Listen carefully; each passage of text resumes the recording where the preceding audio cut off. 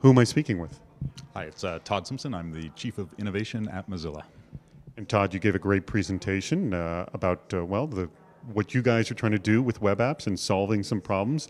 And I definitely think the number one problem with apps is discoverability. Talk about what you guys are doing and that demo that you showed. Sure, yeah. So in terms of discovering web apps, we think there's not going to be any single way that people discover apps. So some people will come to sort of traditional stores or marketplaces and search or browse for applications.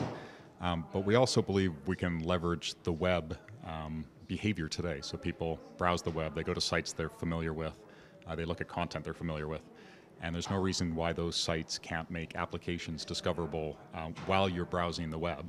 And then once you install them, of course, they get installed like traditional applications. So that might be another way of doing it.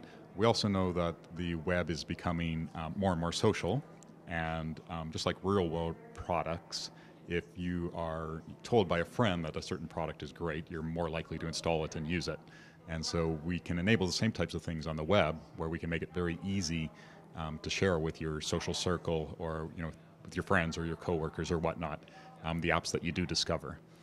So those would be two alternative ways, as opposed to just going to a traditional app store. Yeah, and the demo that you showed, I mean, just someone goes to the New York Times site and they say, do you want to install the app? And then boom, once it's installed, it's kind of a new experience, which this is kind of pushing the concept of beyond a bookmark this site. Yeah, no, for sure. And the other thing I mentioned, of course, is once you install that app, we can sync it across all your devices. One of our goals is once you establish a relationship with an application, it works for you everywhere, right, wherever you access the web. And so discovering it and then also making it a seamless experience across all your devices are two of the challenges that we're figuring out. Well, any potential solutions on that? And sort of, because I know that's a big one, potential solutions of, okay, so I clicked, yes, I do want the New York Times app. How does it now all of a sudden appear on, I guess, all my browsers and my tablet and my mobile phone? How does that work? So today it works if you have Firefox installed across all those devices, right? So we have a product called Sync that can actually take all of your bookmarks and apps that you've decided to have a relationship with and make them install across all your different devices. And so that works within Firefox today. I think it's a bigger challenge to make that work across browsers, and it's something that we're certainly looking at, but we haven't solved yet.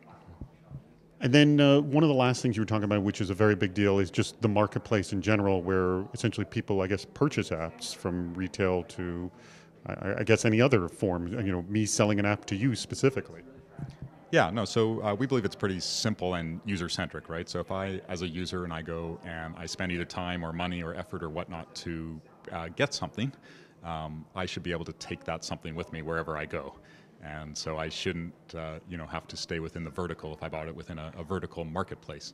And so opening up those barriers and putting the user at the center of this experience again is, very important to us. And so, that's why we're building these marketplaces, to make them open and federated and allow you to take your content, take your assets with you.